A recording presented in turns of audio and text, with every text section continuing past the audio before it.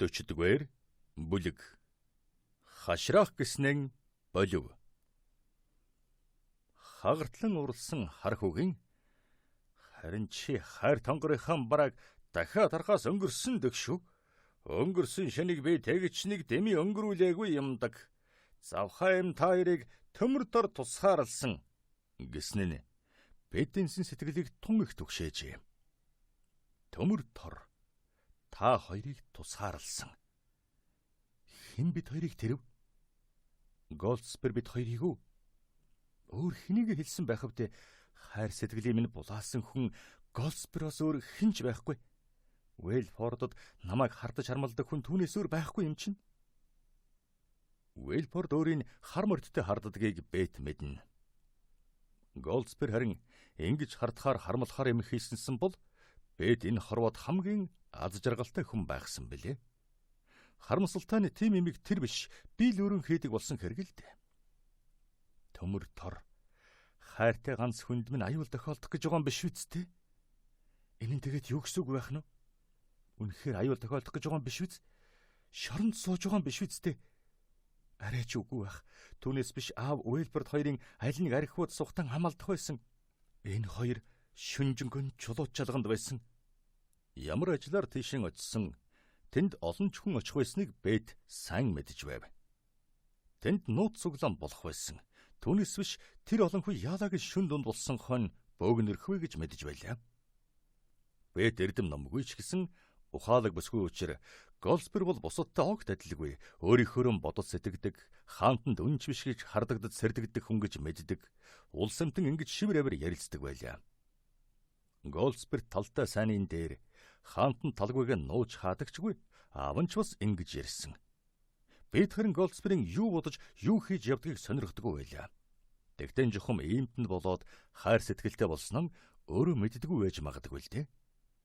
Аавтайгаа адилхан үзэл бодолтойд нь болсон биш, харин түүнийгэн зоригтой илэрхийлдэгт нь болсон байж магадгүй. Тэр үе тийм үзэл бодолтойгоо элен долонгүй илэрхийлдэг хүн бол үнэхээр зүрх зоригтой хүн байж таарах байсан. Тийм лэр эрх танкаран бүсгүйн сэтгэлд хамгийн их таалагддаг байсан хэрэг билээ. Одоо харин ямар нэг аюул тохиолдсон шиг байна гэж бодхоос улс төрийн үзэл бодол ажил үйлсээр бахархаж суухтай мантай. Уэлфордын гарахтан хэлсэн үг Бэтийн сэтгэлийг үнэхээр их түгшээсний учир ийм бөгөөд тэгээд санаа зовсонд болоод байцсууж чадхам болоод байв. Уэлфордын уур үнэхээр шатсан байсан ч гэсэн түүний энэ үг тэмч нэг хоос үг биш. Ямар нэг юм болох нь болж таарахаар болдгоо болсон ч байж магадгүй санагдаад байлаа. Төчлөгтэй самдал дээр 50 нойрсож байгаа аав руугаа нэг харснаа генри гойд аюул тохиолдох нь өөрөө ч байсан хамаагүй очиж дуулах хэрэгтэй. Ерөөсөө явъя гэж шийдэн өлгүүрээс цуван авч нөмрөөд гарах гэтэл нохоо нь учиргүй хуцаж дуулдаг. Нөгөө муухай хар амтэн чинь эргээд ирвэ дээ гэж бодоод аятайхан шагааж харлаа. Бурхан минь биш байна. Чулуучлагаас нэг хүн ирж явах шиг байна. Тэр минь өөрөө хүрээд ирдэг болоос гэж бодтол нь модны цаанаас хачин янзын ховц сонортой өндөр хүн гарч ирснийг бараан царай бавгар хар сахлаар нь таниад урамгүйхэн санаа алдаж аавын маань шин танил түүний маань сайн нөхөр шиг байдаг тэр хүн байна. Энэ хүнийг өнгөрсөн шин тэнд бас байсан гэж аав Уил хоёр ярьж байсан. Тэгэхээр энэ хүн юу болсныг сайн мэдж байгаа. Өөрийн нааш нь явуулсан байж ч магадгүй гэж бодож байтал нь Гартам сайн байна уу охин минь? Яасан сайхан өдөр бэ? Хөгшин төрлийн ах маань үүрэндээ байна уу? Гэж төгшүүртэй бодлын сарниуллаа. Бэт хачин үг ярианд нь гомдсон чгүй. Та аавыг асууж байна уу? Өөр хэнийгэн байх вдэ охин минь. Энэ үүрэнд чинь өөр хөгшин төрлийн ах байдгүй биз дээ. Саад чинь байна уу? Бага.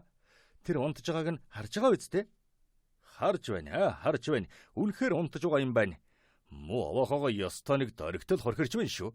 Гүй ер нь муухай юм хийсэн хүн бол ингэж сайхан ундаж хөвтөх үү охин минь гэд юу гэхээ мэдэхгүй тухайга зогсож байгаа Бэт рүү юу гэх нвэ гэсэн янзтай харж байснаа. Та тэр яах вэ охин минь? Дургүй байвал хариулахгүй байж болно. Төрсөн эцэгч нь болохоор харахгүй л дээ. Гүй ер нь энэ үнэр та нарыг энэ хоёр аягаар л хөнтөрцгөөд байж гэлээ.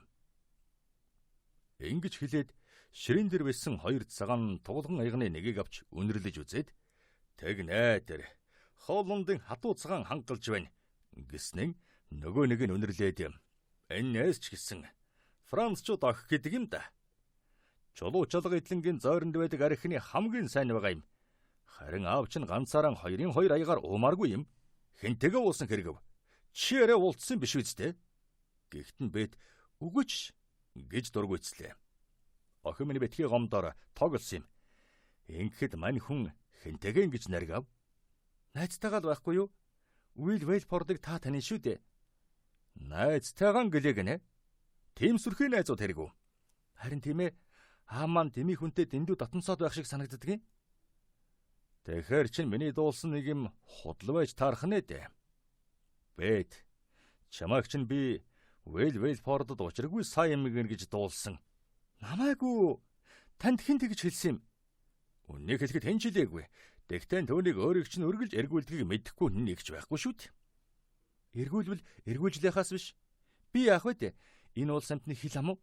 Бусдын хэрэгт ингэж л хошууд ирж байхын хэрэг ер нь байдгийн болоо да." Яста.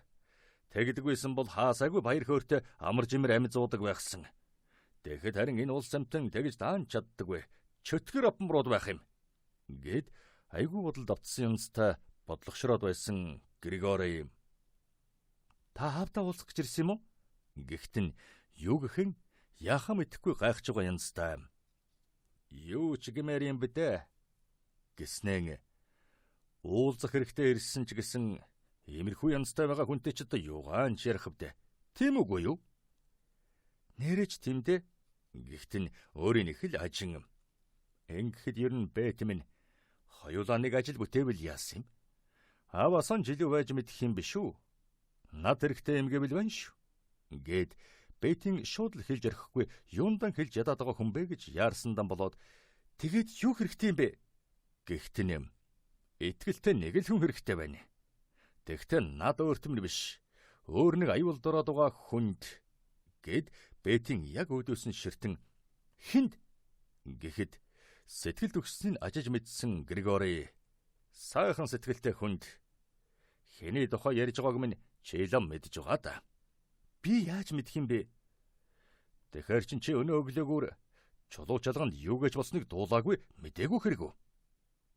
Бет юу ч гэж чадсангүй.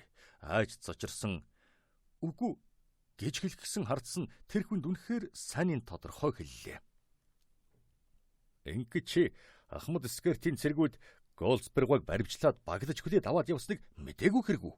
Юу ч дуулаагүй гэж юу?" Гэхэд Бет хачин болж "Би түүний хэлсэн ийм учиртай байсан байх нэ.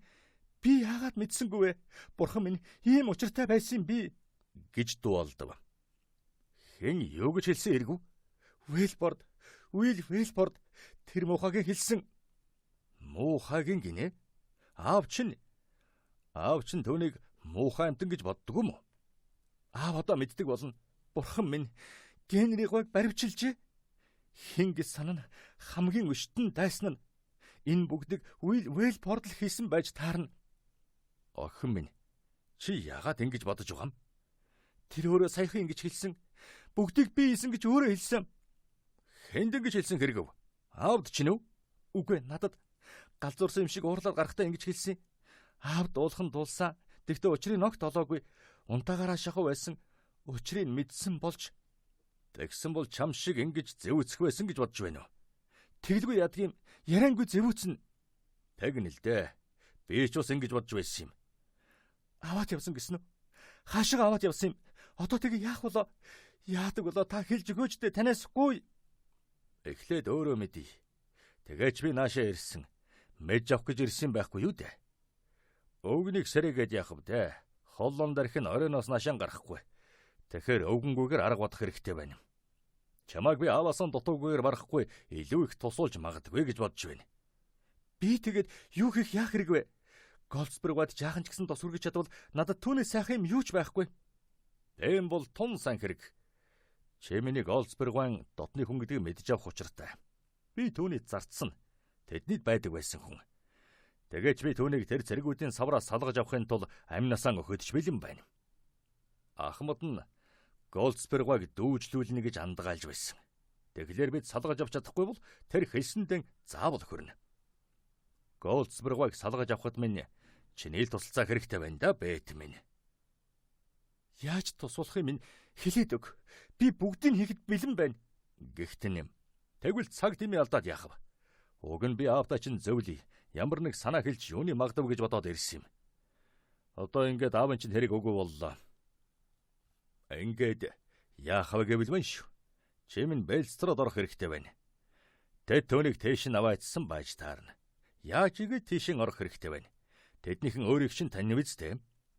Танилгүй яах вэ? Тэднийхээр би дураараа орж гарч чаднаа. Хинч юу ч гэж бодохгүй. Гэхдээ нь учиртай жуумалдсан. Харин над чинь тийшээ очих, ер нь хаашаан ч очих арга даан чалга. Аргатайсан болууг нь өөрөө явгсан. Тэгтэн бас чи надаас дээр байх. Тэгэхээр байна шүү. Түүнийг Лондон руу аваад явах гэж байна уугүй юу? Аваад явах гэж байгаа бол чухам хизээ хэдийд гэдгийг юуны өмнө мэдэх хэрэгтэй байна. Түүнээс гадна байлгаж хорж байгаа гэсэн үг шүү дээ. Тэр газрыг мэдэх хэрэгтэй. За ингээд чадах чинийгээрээ мэдж ирээд нэгнгүй хэлж ярьдаг юм шүү. Эргээд ирэхэд чинь аавын чинь тарих толгоос сэргсэн босоод ирсэн байна байх. Тэгвэл ямар нэг арга ухаан сөвгчж юу магадав гэж захиж занаад бушуухан явчаад ирье гэд гүйж гарахт нь араас нь тэгж үз битгий их удаарай. Генриг гойд хорон болгон үнэтэй болоод байна шүү. Алив хүлээж хамт гарцгаая. Над энэ хавьд хийх өөр нэг жаахан ажил бий. Буцаад иртэл чинь амжуулж орхив. Тэр хүртэл бид хоёрын зам бараг нээлнэ. За дэг дэнсимэн тавтай нойрсоор олигтойхон хөрхөр чаваад удалгүй сэрдэг юм шүү. Бид хоёрт чи тун их хэрэг болно гэлээ. Григори Гарт Грис гарч Голдсберийн яасан юу болсныг бушуухан оч мэдэх гэж яарсан дан өөрийн ч хүлээлгүй явж байсан Бэтийн араас аахилж өвхөлсаар гүйцэж ирлээ. Харин хамт нэг их удаан явсангүй. Овоохоогоос 50 далхам холдоогүй юу зам хоёр салж нилээд дагтарсан Бэлстротиш нөгөө нь харвас хүн амтан бараг явдаггүй бүдгхэн Вейлфордын руу дайлсны эхнийхээр нь Бэт явж явахч гэжтэй хар хурдаараа гүйж дорхонон алга боллоо. Дээрэмчин явсан нэр алга болон болтол нь араас нь хар зогсоод хоёр дахь зэргээр орон алхалж байснаа Вейлфордын овоохоо арай хүрлгүй замын хажуугийн саглагар мод руу очин уутаан удалж байснаа тонгор гаргаж ирэн хамгийн бүдүү нэг мөчрийг хэрчиж гарлаа. Зэгсэн удаан хэрчиж байж салгаж авсан мөчрөн тэр дорн цагаалж бахим гэгчийн бороохоо болгох зуран ганцаараа ярьж байснаар нь яах гэж бэлдэж байгаа нь тодорхой боллоо. Алгч багдмаар муухай харамтэн чамайг алснаас арай наахнуур болгож орхих юм шүү. Намайг энэ хавьд байсан цагт дахиад бузар булаа юм хийх гэж гэрээсээ зохой зүрхэлгээргүй болтол нь хашраах юм шүү. Тэртээ тэргүй тийм муухай нүр царайтай амтныг ямар болгож орхисон ч яадаг юм. Эрх хүчнийг эхээс төрсэн хүн ухаантай юм бол тэр нь хараа танихааргүй болгоод өгье л дөө. Дахиад өөр бусдын ул шагаах юм уу? Өөр шигэн өөдгөө муухай амтэн хань амсаатан болж байна гэж санаа төрж гэмэн Григори Гарт гэнт бодогддог байг. Догворохоо болно биз дээ? Гэд мөлчийтэл зассан мөчрөн эргүүлж тойруулж харанган ийм сайхан юм хөргөхөд уйлган толгой яавал гэж яадаг ч байсан над юу н ямар хамаа байдаг юм. Тэмэл хэврэг юм бол хохин болохоос одоо ингэж болох нь тэр очдог хэрэг. Мөндөө тамин. Өнөөхөн чинь өмхий хорго тэр байна. Гахай маань ч байж байгаа бах та. Гэх дуулдав. Григори үүдэнд нь очин чимээ чагнаснаа хэлээгүй юу? Муухай харамт чи яг л байж байна. Хөрхирч байгааг нь яг гахаа шүү. Чөтгөрөв. Ястаа нэг хөрхирч байна шүү. Энэ вебсэн шугуухан гэдэг чинь унтахыг ястаа нэг үзүүлдэг болсон юм. Одоохон ороос сэрээгээд өгьё. Ганц гэмэн баярлахгүй байх. Гэхдээ яа гэхэв? Гэд шуудхан явж орсон боловч тэрийж тараасан хэвтэж байгаа харахуг хараад зог туслаа. Вейлфорд намхан модон орон дээр дээшин харан дөрвөн мөчөн дэлгсэн шал согтуу хэвтэж байлаа. Өмнө хүнд нь сунгасан гар нь хүрхээр газар ваарн дашмаг байсныг Григори хэрэг болгон авч үзээд хов хоосон багт нь өнөрлөн эргүүлж тойруулж хараад чулуу жалгын зойрноос хулгайлжээ. Хатуу цагаан хангалж байна. Генрийн зойронд байдаг ваарнуудын нэг яхарахгүй мөн. Энэ талаар хоёулан одоохон ярилцсанаа хойгаагүй. Гэд борохоогон байдгаар нь далайснаа айсан юм шиг болж айжуухан буулганган. Үгүй шүү. Урдаар бүх хэмийг дуулгаж өөрийн талаар юу гэж бодож байгаагаа хэлэх хэрэгтэй. Хүний нүнрээс ялахгүй ч гэсэн үлдсэн байвал нь ичээх хэрэгтэй. Челфонтос ирдэг ламтны ярдгаар сэтгэл санааг нь ариутгах хэрэгтэй л дээ. Хөөй, сэрж үз. Гэд замдран борохооныхон үзүүрээр яварч бос хармуу мал минь өддөнд болж байна. Бос гэж байна шүү чамайг. Гэд арай чанхах явархад нь согтуу хархуу хурхирсаар боловч янцгэлмар болсныг бодвоос энэ удаагийн явралтыг мэдэрсэн болтой. Гарт дахин яварч босооч. Унтаагаар минь учрыг минь олвол олог гэж бодоогүй бол босмоо хар залиг минь гэж бархирлаа. Өөдөөс нь дахин яргалснаа дахиад л хуржигэнтэл хурхирдаг байна шүү. Цөхөртлөн явцсан гарт ингэж хурхирч байгаа биссэн болж сүнс нь айлэрт зайлжий гэж бодмоор. Үхээгүй мөртлөн өгсөн юм шиг унтаж байгааг нь. Иймэрхүү байхад нь яагаад ч хэрэг алга. Яг л мал адгуус гэсэн үг. Яач байсан мэдэх царай алга. Тэгэхээр яадаг хэрэг болж байна вэ? Гэж гайхан өрөөний голд ийш тийшин хар зогссноо шуу нуруунд дээгүүр тохоостой бүдүнгэгчин татлагыг харангууд үзүүрээс нь угцж үзээд энэ ч харин хэлэг болмоор ид байх шүү. Бух хөлсөн ч тисмээр. Энэ муу бол ягааж тасдахгүйгээр ид байна. Овооч урт дөрөв давхарлсан ч богинохооргүй юм байна. Гэж олзуурхан тонгорхон гаргаж ирэн татлагаан тэнцүүхэн дөрөв хэсэг болгоод ухаангүй унтаж хэвтээ хар хөрөө инээмсэглсээр ойртлоо. Цаатхан чанга дэшин харан дөрвөн мөчөн дэлгэж орхисон хэвтэж байсан учраас модон орны хөл толгой хоёрын хөндлөвчтэй барьж хүлэхэд төвгүй байлаа. Гард ингэж хүлээд алхам ухарч сонихон харж байгаад байдгаараа баясан инээж хөхрөн ингээд хэвтэж байгаа нь зүгээр харагдаж байна шүү. Хорхой торгүй хонгорхой амтан хэвтэж байна. Эргээд эртэл минь ингээд хэвтэж байхаас биш дээ. Өнөө маргааш хоёрын алин дэрхэн хэлж мэдэхгүй байна. Тэгтэн эрнэ гэсэн болохоор заавал эрнэ. Зя ингээд үйл борд минь хамтлан унтаж аваад хавтаа сайхан сэрдэг юм шүү. Гэд борохоогоо хатамжилд голзойлгож орхиод гарч ирэн хаалгын дангинтл хаан эргээд эртэл жаахан нойр аваг. Согтунж баг зэрэг гарна байх гэж унтаагаар орхисон дэнсих рүү эргэж алхалаа. 41-р бүлэг. Манаг мэхэлснэн. Шөн дундаас өмнөхөн дигдэнсэн овоохон умгархан үдээр хоёр бүстэй нэг бүсгүй 3 хүн уван суван гарч Бэлстрод эдэн рүү очдог нарийнхан харгуйгаар орцгоолоо.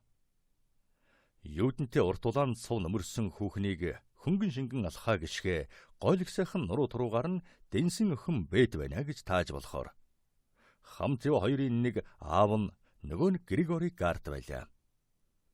Нарийнхан харгуйгаар зэрэгцээд яв харахгүй учраас араараасан дуу шуугүй. Дөрөнд нь Гарт, дунд нь Дэнси, сүүлд нь Бэт явна. Випсийн шугуугаас Бэлстрод эдлэн ордог зам алаг харган будрагантай өргөн тал дундуур өнгөрдөг. Будсөг дундуур дахиралцсаар эдлэнгийн цэцэрлэгэн хашаа ойд өгсүүлсээр хүн багтахаар нэг завсар тулж очдог. Хашааны цаанаас эхэлдэг царс, хайлаас туулан бөөрийн мод холдсон өтгөн их цэцэрлэг дундуурах нарийнхан харгуйгаар явсаар харш хөрнө. Модон дотроос гармагц харшийн баруун урд жигүүр хашааны арын хэсэг харагддаг. Торлогон хашаатай жимсний цэцэрлэг цэцгийн хүрээлэн мөн энэ талд байдаг боловч газар нэлээд нам дор учир гууны өндөр ханд халгалагдаад харагддаггүй байлаа. Нөгөө гурав модноос гармагцсан нарийнхан харгуйг орхин харшийн араар тойрч хой талаас нь дөхөж очоод задгай нугын эргэн тойрны хэсэг модны наадтайх далан хурч зогслоо. Өнгөрсөн шөнийх шиг өтгөн хар үйл хүглээсэн үе цаглагаан загсан хав харанхуй байлаа. Гуруула модны ёроолд дуу шуугүй чанга хургшаан ширтцгэн зогсно. Хар бараан тэнгэрийг хаг зүссэн хурд цахилгаан гялсхийх зур харшийн ардлын цонхнууд хүнхийж харлан хан туурга хашаан доторх сарвч сав өндөр царсан хаалга гэрэлтэж харагдав. Харш огт гэрэлгээгээгүй. Харин хашаан доторх ганц хоёр байр сав дотор гэрэл сөмөлдөж байгааг бодвол зарс нарын ч юм уу ирж барьсан цэргүүдийн ганц нэг өдий болтол унтаагүй байгаа бол та. Хашааны том хаалга тасхаалттай. Харин доогуур нарийнхан зоруус гэрэл ялтааж байгаа нь хаалганы цанх нь манааны шавгарт асаалттай дэнгийх бололтой. Харшид анир чимээгүй хашаан дотор хаяа морд янцгааж хариудан цэцэрлэгийн нугад бэлчээрлэж ява адуу унгалдах нохоо хуцах нь харанхуй шөнийн бөглөөхөнд хав оринхондон цуурайтах төдийхөн. Самхгийн цаг 12 удаа хангинлаа. Дигдэнсихээс гарснаас хойш хамгийн түрүүнд ам нээсэн Гартын охин минь чи цаадахын хаан яг хэдэн цагт ирээсэ гэснийг сайн тогтоосон байгаа биз дээ. Гэхэд нь бэт тогтоолгүй яхав. Яг 12-т гэсэн шүнжэнгөө манаатай 12-оос 2 цаг хүртэл хоригдлыг манан тэр номон хаалган доогоорох шавгарт байна гэсэн гэрэл нь тэр харагдаж байна гэлээ. Тэгэхэд нь Дэнси уг нь юм агуулдаг газар байсан юм. Би сайн мэднэ. Мармадюква өөрөнд нь төдийгүй өрдөнж зориулж шуу аганд гэмэн мэдээд ажлаас холгодохтан хүртэл вэ чинь тийшин дурааран ордог байсан хүн байхгүй юу? Юу ч гэхэвдээ. Дигдэнси тэгэхэд тун зүгээр амьд сууж байсан юм да. Гэв. Гард өвгний энэ гутарсан үгийг хайхралгүйгээр тэгэхээр чамайг яг 12 дээрээ гэсэн юм шивдэ гэж лавлаад үгүй 12-оос хойш гэсэн манай халалцаж төрүүчин хүний байрандаа боцтол хойрч очиж болохгүй гэж загсан гэхэд нь чи тэгээ халалцсан эсхийг яаж мэд хэрэгв? Дэнлүгэ хаалганы хажууд газар тавина. Тэр гэрлэр нь очоод тогшход минь онгойлгож өгнө гэсэн. Тэр хаалганы чин дагуур гэрэл харагдаж байна шүү дээ. 12 болоогүй байхын харагдаж байсан. Түүний хэлсэн тэр гэрэл биш үү? Биш ээ. Хаалганы дагуур муур орж гардаг нэг хонхор байдаг. Тэнд дэнлүгэ орхино гэсэн юм. Тэгсэн бол дэнлүүний гэрэл биш байх нь. Сайн харж бай. Самуурч огт болохгүй. Бидэнд хорон болгон үнэтэй. Ингээд цаадах чинь чамайг генеригватай яг уулзуулах юм байгаа биз дээ. Яг уулзуулна гэсэн. Намайг л хэлсэндээ хөрвөл уулзуулна гэж амласан. Гэхэд аавынхаа ширүүн дөрөн чи тэгээд юу гэж амласан хэрэг байх юм бэ? Гэхэд бэтийн шалтай юм бишээ хав минь. Юуны төлөө билээгээд бодох юм бол ёстой юухан ч биш. Гэхэд Гарт хажуунаас нь Дэнси минь охиноо битгий шалгаагаад бай. Энд чинь нас вийгүйцсэн ухаан суусан хүн. Болохгүй бүтэхгүй юм юу ч хийхгүй. Би сайн мэдж байна. Ингээд намайг тэр баян таргаа авахаа явуулсан гэж үнэмшээгөө бол яасан ч оруулахгүй л дээ. Тэгээд ч би худлаа хэлж орхисон юм. Бурхан өршөөг. Гэхдээ энэ бол өршөөхөр зүйл. Хэнийг ч гэсэн сайн сайхан үйлс бүтээхийн төлөө худал хэлж хуурсан байлаа гэсэн тийм хүнийг өршөөж болно гэж би боддог. Гэснээр их л сүжиглсэн янзтай тэнгэр үүд харж залбирах гэсэн Гард хаалга руу хялам хийснэн бэтийн гараас барьж аван харж байна уу? Муур орж гардаг нөхөр гэрэл харагдж байна гэж шивнэлээ. Хаалганы өрөөсөн хавцсны доод зайгаар даанч бүдэг шил нэвтэлж байгаа бололтой шарвтар гэрэл ялтааж байлаа. Харагчгүй дээ. Морин цэргийн шөний эргүүлийн асааж явдаг актны байрны жирийн нэгмүүд энэ л үнэх байжээ. Тохиролцсон дохион тодорхой байсан учраас андуурсан биш үздэй гэж айхан хэрэггүй байсан болохоор бэд хоёр хажуунаас нь зэрэгцэн шивгэнсэн захаа занааг сүүлчин удаа сонсоод суваа айтайхан нөмөрч нуг дундуур орон хашааны хаалга руу амь насын аврахын тулд ариухнараа нэр нүрийн бузралхаас магадгүй хамгийн хатуу ял шийтгэлд унахаас ч боцохгүй болоод ява тэр хүнийхэн хоригдож байгаа тэр газар руу ухаан жолоогүй гүйлээ. Явхан хаалга хүрээд амьсгаагаан жаахан дарах санаатай саатан зогслоо. Бүсгүй хүн гэхэд үнэхээр зөрөгтөөч гэсэн зүрхэн шимширэн эргэлзэж тэнэгэлцхийн эрхшээл дөөрөн ирэхгүй автан айтайхан хуурж аргандан оруулах. Дараа нь харин хаан эзнээс урван тэрсэлсэн хэрэгт оруулж орхих гэж байгаа дур хүслийн хангах гэж айлгас сүрдүүлбэл нь яан гэх мэтэр мууг бодлоо. Вайтер сугн энэ тэрэ эвгүй айсан огт гаргаж байгаагүй энэ дээр Бэд өнөөдөр өөрөн уулзахаар болзохдоо цэрэг эр гэдэг нэр төрд нь юу юунаас илүү итгэсэн хэрэг байлаа. Цэрэгт явхаас өмнө таньдаг байсан. Цэрэгт очиод эвдэрх нь эвдэрсэн байж таарах боловч бусадтайгаа адилхан амтан болж гүйцсэн байхаа гэж Бэд арайч бодохгүй байлаа. Бодж явах цагч байсангүй. Вайтерс ямар ч хүн байлаа гэсэн Бэд зорьсон хэрэгээс буцаж яасан ч чадахгүй байлаа. Зөрүүд айс самтайдан болоод зүрх сэтгэлэн хамаг харин өгсөн тэр хүн нь өөрөөс нь хитгэн алхмын зайтай харагдаж байгаа хаалганы цаана хоригдон шаналд суугаа хэрэг шүү дээ. Уулзах гэж оролдоод бүтэж гэмээн амь насын аврахаас нааш Бэд буцаж яасан ч чадахгүй. Түүний ямар аюул занал хийж байгааг санамгцсан айж имэж байснаа мартан явган хаалганд тулж очин аяархан хэрнэн зоримог тогшлоо. Хаалганы цаана хөлийн чимээ сэмэрхэн дуулдан хаалга аяархан онгогоод харуул манааны хэмбэ гэсэн огцом чангадуу хадсангүй харин Бэд чи юу хонгор минь гэж шивнээд хариу хэлхийн завдлаггүй хайрт минь хороор би чинь 12 болохыг хичнээн их хүлээвэ. Цаг нь дуурхан болж ирсэн биш угаа гэж бодлоо шүү. Хуучирч муудсан цаг худлаа явдаг болсон ч байж мэднэ гэж бодж байлаа. Үүнээс өмнө би чинь манаанд бошуухан гарах юмсан гэж хизээ яарч байгаагүй шүү. Алив ороор гэлээ. Бэд бүхэл биеийнхэн өөрийн ирэхгүй чичирч байгааг мэддэхгүй хичээн явган хаалгаар дамжин хашаар ордог битүү хонглын хүнхэрт орж очлоо. Вайтерсын өөрт нь дохио өгсөн дэнлүү хаалганы тэнд газар тавиастай хിവэр үлдсэн. Вайтерс гэрэлгэгээ муутайхан байх нь дээр гэж бодоод ч тэнд нь орхисон учраас харанхуйд оргино. Харанхуй бүрэнхэд хонглын мухрын туурганд нэг үд харагдж байгаа нь урд өмнө агуулах байсан. Одоо харин Генри Голдсбергийг хорж төгжин наан нь манаа тавиад байгаа тэр өрөөний үүд байлаа. Хонголд орж очивгүй юу л Бэдийн харц тэр үүд рүү тэмүүлв. Вайтерс анхаарлын өөрөнд татах гэж байдгаараа оролдон Бэд хэлж ярьж байгааг нь хэрэгсэн янзгүй тэр үүд рүү ширтэн тишиг нь лорох гэж тэсэж ядаж байгаа нь элт байсан учраас гомдсон боловч яагаад ийм хайхрамжгүй байгааг нь жинхэнэ учрыг мэдсэн дэм биш харин өөрийн нэг их тоохгүй байна гэж бодсон дон. Бэд миний үгийг сонсол доо. Дараа нь хоёулаа нөгөө ажлаа бүтээе. Цаад хүндэн хэлж барих юмаа хэлж барьж амжина. Юунд нь яарах вэ гэж учирлаад ороод гараад ирнэ штэ. Хурдхан л ороод гараад ирмээр байна. Гэхдээ болзоот бүсгүйгийн баян авхаан даалгасныг бошуухан шиг биелүүлж санаагаа амраая гэж бодож байх шиг байна гэж баярлаад тэрч зөв шүү. Тэгвэл Бэд минь гээд эхлээд ажил явдлаа амжуулах хэрэгтэй штэ. Зовлонгийн төргийн жаргалын удаан гэдэг үсттэй. Гэхдээ тэрч тийм л дээ. Тэгтээ бас жаргалаан эхэлж тухтаахын эдлээд дараа нь ажлаа амжуулбал бүрч оромтой штэ. Гэв. Бэд харин тэсч чадан үгүй нөгөө авахаа мэдж орхиход би чинь сүйд болно. Юун шамтай мантай юм болно штэ.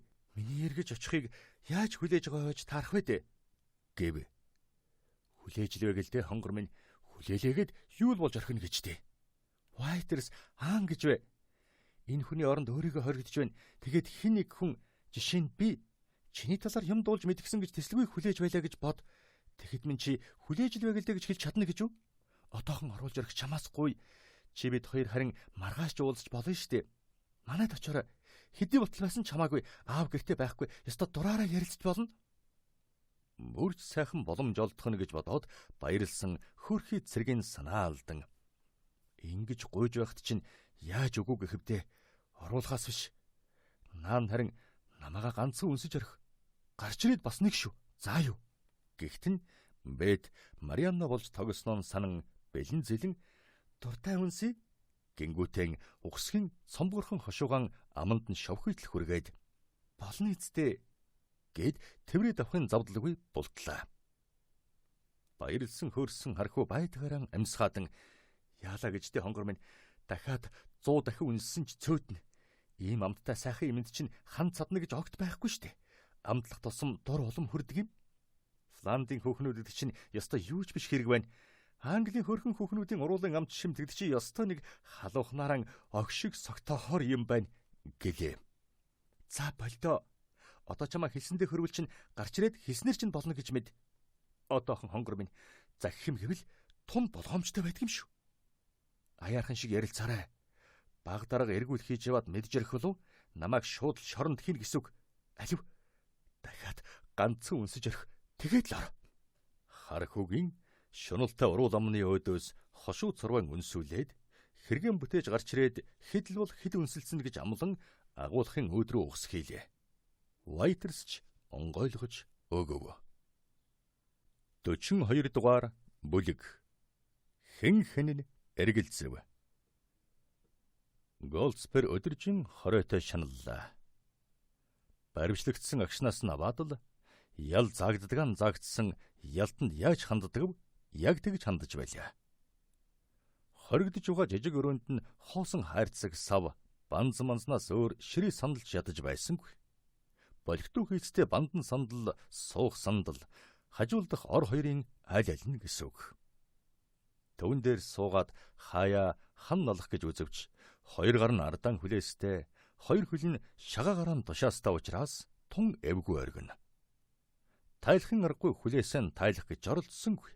Тайлж чадлаач гэсэн хаалгууд нь гаднаасаа дүгжээтэй бас тэгээд цаана мана холхиж байгаа. Иймэрхүү янзтай болж орхиод байгаагаар барахгүй адгийн мухагаар өхөж мэдхтэрийн тулаад байгаа мөртлөн огт өөр юм бодон өдөржин шаналжээ. Марион Вэйд скертийн дуулганы оройд явж харагдсан түүний цагаан бэйли хоёр санаанаас нь гарахгүй шаналгсан хэвээрэн. Адаг төгсгөлгүй урт юм шиг энэ өдөр өөр юунийч тухай бодлгүй. Бэйлийн скертэд яагаад явж байдаг хэрэгв ямар нэг аргаар олж авсан байна уу? Аль эсвэл Марион өөрт нь өрөөсний бэлгэлсэн шигэн ахмадад бас амраг хайрын дэмдэг болгож бэлгэлсэн хэрэгүү гэсэн цорын ганц асуултандан хариу олж ядан өнжлөө. Марионтой хизээ хаана хэрхэн уулзж очирч байснаа хамгийн анх ойд юм бодоод явж байж үсгэлэнтэй сайхан бүсгүйтэй санаандгүй тааралдснаа хамаг санаа сэтгэл нь тэгээд түүнд явсныг түүнээс хойш түүнтэй тэр зам дээр хэд хэдэн ч удаа тааралдсан. Тэгээд бүр жирнэг тааралдаг болсон хэрэг бишээ гэдгийг зүрх сэтгэлээрэн мэддэг болсноо нэг нэгэнгүй нэхэн саналаа. Тэгтэл нэг өдөр өрөөсөн бэлигээ унгасан нь бодогдов. Санаандгүй унгав уу, санаатай унгав уу гэж хичнээн удаан тааж ядсан гинэв. Тэгтэл харин цэцэрлэгт нь уулзаад асуухт нь санаатай унгаснаа тэр өөрөө хэлсэн төдийгүй. Энэ бие минь чиних, эгнэгт ганц чиних гэдэгт эргэлзэхгүй байж болно гэж амласан хэрэг шүү дээ. Тэгэхэр чин би ингэж харамуу санаж таарах уу гэж хашгирах нь хологгүй суулаа. Тэгтэл хардаж харамлах сэтгэлд үе үе дээлдэн эргэлзэж тэнэгэлзэн ингэж шаналж үйлийн үзэж суухтан харин Марионыг айлгүй амтан саваагүй хүүхэн байхыг хэн баг гэхэв айлгүй тэдл ялдам сайхан инээмсэглэж уусгал зүүлэн харцаар ширтэн учиртай сайхан үгс урсгаж чаддаг. Өнөөдөр өөрт нь хайр сэтгэлийн илэрхийлэн өрөөсөн бэлгийн бэлгэлээд маргааш гэхэд өөр хүнд өрөөснийг бэлгэлэхээр хүүхэн чинь билүү гэж муу муухагаар бодоход өөрийн ирэхгүй хүрчээ. Нэг үгээр хэлэхэд Марион өөртөө зүгээр л нэг тоглосон юм шиг бодогдоод амар заяа үнэхээр үзүүлсэнгүй. Хайртай сэтгэлтэй ганц хүнийн харамлан хардна гэдэг бол өр зүрхийг тань зүсснээс өөрцгөө хамгийн хэцүү тамлаа шүү дээ. Хайр сэтгэлээ өгсөн цаад хүнтэй тоохгүй байна гэдэг хачин их харамсалтай хэцүүхэн зүйл байдаг бол харин өрөнж өөртөө адилхан хайртай сэтгэлтэй гэж үрд үнэнч мөнэнч гэж ам тангарахж өгсөн тэр хүнтэй тийм биш. Таныг хуурч мэхэлсэн байх юм бол тэрэн шиг хэцүү, тэрэн шиг бузар муухай юм гэж юу ч байхгүй. Ээдээ тамин айлгүйхэн хөнгөмсөх хүүхний хатуу сэтгэлүү тэрэн шиг аюултай нүнжингүй муухай юм гэж энэ хорвоод байдгүй юм. Марион Вэйд тэгээд тийм айлгүй хээрийн салхи шиг хөнгөмсөх хүүхэн юм гэж юу? Голдспер өөрөөсөө ингэж хэдэн 100 дахин асуун ингэж эргэлзэж тэнэгэлцхэн болох гэж хэдэн 100 дахин хичээн мэрийсэн боловч тэр болгонд нь л ухаан санаанд нь шургалаад байсан харам хорм муухайгаар тийм ч байж магадгүй гэд ийм хороор хордсон өөрийн ухаан санаач тийм л хүүхэн байж таарлаа гэд болдгоо.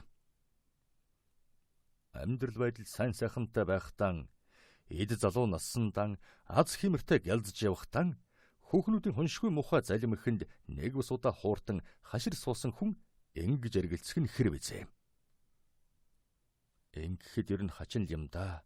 Хэмээн хэдэн зуут ханж байнав гайхан энд ингээд байж байгааг чинь мэдсэн баймаар юм. Мэдээгүй байх учиргүй. Тэгэхэр чин ганц удаач гэсэн сонирхож зурвалж өгүүлж болмоор. Тэгсэн болно би харанхуй хар энэ нөхөнд гав ганцаараа хаягдсан азгүй толгой гэж өөрийгөө бодохгүй байхсан. Аль эсвэл эднийхний хинэн ч надтай уулзуулж болохгүй гэж хатуу хоригдсан хэрэгүү. Тэгсэн л байгаасаа билээ. Түүнээс биш тэгж дотн сайхан танилцсан хүнийн ийм амархан мартаж орхино гэж арайч баймааргүй юм. Эднийхий ер нь надаас нүр яагаад ийм амархан буруулж орхив? Энэ уул самтан гэдэг чинь яахааран өөрсөд нь ямар нэг муу юм болмоор оргиж гимэн юу ч хийхээс яахаас ч сихэргүй болж орхидог байна вэ? Хэн хэнэн Марион ч гэсэн надтай ихээхэн таньмгаархвал гай болж магадгүй гэж бодсон хэрэгүү. Өдөд чинь тэнд энэ зузаан хам турганы цаана бүгдээрэн зочтойгоо богинорсон наргицэнгээс суугаач байж мэдэх биш үү? Марион тун их хөгжин хөшөж суугаа байж магадгүй биш үү? Сонгож авсан шинэ хүн нь хажууд нь яг наалдаж орхисон. Сөрхий сурмаг зангарaan нялуун сайхан үсчихэнд нь шивнэн хуурмт сайхан тэр үгсэрэн халуун харийн ноцон. Марион ээлдэг сайхан инээмсгэлд суугаач юм билүү? Халаг минь гэж. Хардсан хармалсан иймэрхүү мургуулан бодоод өөрийн ирэхгүй дуу алдлаа. Энэ бүхэн харин зөвхөн өөрийнх нь бодол санааных байжээ. Энэ зузаан хам туургыг нэвт харж чаддагсан бол харин огт иш үндэсгүй хитрхи хардас сэрдэн хармуу санаад суугаагаан Марионы яг л өөр шиг нь ингэж эргэлзэж тэнэгэлцэн өөрөөс нь илүү юу гэхээс дутуугүй шанаж тарчилж суугааг харах ойлгох байлаа. Марион унтдаг өрөөндөө ганцаараа сууж байв. Үүд хаалган дотроос нь түгжээд удаан ингэж суулаа. Ор дэрэндэнч гар хөрсөнгүй. Орон торгон бүтээлгээр бүтээлгээстэй хэвээр. Марионы толгойд унтах бодол огтхонч төрөөгүй бололтой. Өөрчлөн хайрт хүнийхэн төлөө санаан зовоод бас л нойргүй хонсон байв. Тэгтээ харин түүнийхэн өөрт нь үнэнчид итгэж байсан. Тэгээд ч үүрээр овоо тайвшраад нам унтаж орхисон учраас ган хоёг дуулга болсон буу зэвсэг хангинуулсан морин цэргийн 30 хүнтэй баг гадуур нь цонхныхын доогуур өнгөрснийг мэдсэнгүй. Тэгээд л яман бүрийн хангинаж олон морьд дуу дуугаан авалдсан хангинт л янцхан чанга тушаал хадан морин цэргийн бүхэл бүтэн хороо гадаа нь хурж ирсэн юм шиг сүртэй дуу чимээгээр цочин сэрэгтэн гэгээ бүр орсон байлаа. Ухсгийн босгот нь лораач босов. Хэнхэн цонх руу очихоос халширсан үеэлэгчдүү хоёр өрөөний гол дагжин хэсэг зогссон боловч Марион нэг ч их удаан хулгасангүй. Өөрчлөний муу ёрын совин дахин дадаж учран олохгүй удаан ингэ зогссонгүй. Нүдэндээ өртсөн нэг алчуурыг шүүрэн авч нөмрөнгөн цонх руу тэмүүллээ. Үнэхээр амар юм болж байгаа харагдах нь тэр. Цонхныгын доохнуур морин цэргийн цуу ажуухан хөдөлж байгаагийн эхний хоёр хүний баруун талынх нь Ахмад Скерти, зүүн талынх нь Багдраг Ставс, дунд нь харин хар морьтой, хинээс нь ч цог жавхаатай сайхан нэр дөрвөн бүчин хүлээстэй явж харагдав. Марион Генри Голдсберийг хармагцсан таньсан боловч гөлийсэн хоёр нүдний харц нүур царай дээр нь биш, харин малгайны бүслүүрт хавчуулаастай өнгө зүс алдсан хэдэн ширхэг улаан цэцгэн дээр туссан байлаа. Сонхноос тэр дорон холдсон боловч муужран унлаа. Ингэж их цочирдсан хүн юун унтахтай мантай байсан хэрэг шүү дээ. Орондон эргэж оръё ч гэж бодсонгүй. Гадагшин гарахаар шийдэн хамаг биеийг халахалсан хар хилэн цуу өмсөн юудэнгэн дугтуулсан учраас үдсгэлэнтэй сайхан нүүр царай алтан шаргал өсөг эзэг аль алины бараг тагалжээ. Нүүр царай нийл байсансан бол ердийнхөөсөө цонхиж цайсан хоёр нүд нь бөлцөйсөн нулимс нь олигтой хатаагүй байсан хэрэг билээ. Иймэрхүү байдалтай болсныг ганцаараа харсан Лора яагаад улсан учрыг ганцаараа мэдэж байлаа. Лора өдөржин өрөөнд нь цуг байсан боловч оройхон хэрд Марион ганцаараа баймаар байна, өрөөндөө очиж үзээч гэж гуйлаа. Лора үеэлэгчийнхэн хамаг нууцыг мэддэг байсан боловч энэ удаа яах юу хийх гэж байгаагаа Марион даанч хэлсэнгүй. Өглөөгөр үзэж харсан аимшигт зүйл нь Марионы нүдэнд өдөржин үзэгдэж харагдлаа. халуун зүрхний хайраар хайрлан дурлсан өмнө нь сөхөрхөд ч Яаков тэр хүн нь хамгийн харгас гэрцгий хорон муу санаат дайсны гарт орсон байлаа. Түүнийг бүр өөдгөө нэг муу гэмт хэрэгтэн шиг хүлж багалсан, хуйгаар харгалзуулсан явж байсан. Сайн сайхан нэр төрийн олонний өмнө гутаах гэж тэгж явсан хэрэг шүүд. Тэгтээ харин чин зөрөгт эх орончийн нэр нүрийг гутаа чадна гэж юу? Чадахгүй. Гэтэл харин амь насанд нь аюул үнэхээр учраад байлаа. Марион энэ бүхнийг үзэж хараад ингэж бодоод уйлж унжсан, ухаан алдаж унсан хэрэг биш байлаа. Баригдаад явж байгаа Голдсперийг өрөвдөж хайрлсан дан биш. Харин хайр сэтгэлийнхэн талаар болсонд хардаж хармалхын гашуун хороор хордсон дон л уйлж унжсан, ухаан алдсан байлаа. Хар морьтын малгай дээр явааг нь харсан тэр хідэн цэцгэнд хамаг учир оршиж байжээ. Иймэрхүү янзтай болж өрхөд явах тан хүртэл авч явдаг байна шүү. Иймэрхүү байдалтай болж өрхөд яваа мөртлөн эннээсөр эрхэм нандин зүйл над байхгүй гэсэн юм шиг дахиж явдаг байна шүү. Ингэж бодоод л ухаан алдаж унжээ. Нэг худлаггүй сэргсэн ч гэсэн санаа сэтгэл нь хачин болж гүйцсэн байлаа. Өдөржин элдвээ юм бодон энлэн шаналжээ. Халуун хайр сэтгэл, хар харам, өрөвдөж хайрлах, жигшин зэвүцэх, өр зүрхэнд нь өрсөлдөн дэмцэлдэж байсаар оройхон тийш харин хардаж харамлах, жигшин зэвүцэж байсан намдаж, халуун хайр өрөвч сайхан сэтгэл нь дийлжээ. Марионы юу хийхээр яахаар шийдсэн халуун хайр дурлалын хичнээн их хүчтэйг төдийгүй хязгааргүй уужим өрөвч сайхан сэтгэлийн үнэхээр эрэлхийг илтгэн харуулахаар зүйл аргагүй мөн байлаа. Энэ үед нь Голдспер харсансан бол юу гэхээр яахаар шийдээд байгааг нь тааж мэдсэнсэн бол элдвээ юм бодож эргэлзэж тэнэгэлзэж суухтан хичнээн муу мухагаар хэлж дуудсан дан мөнжих гимшиж таарах билээ.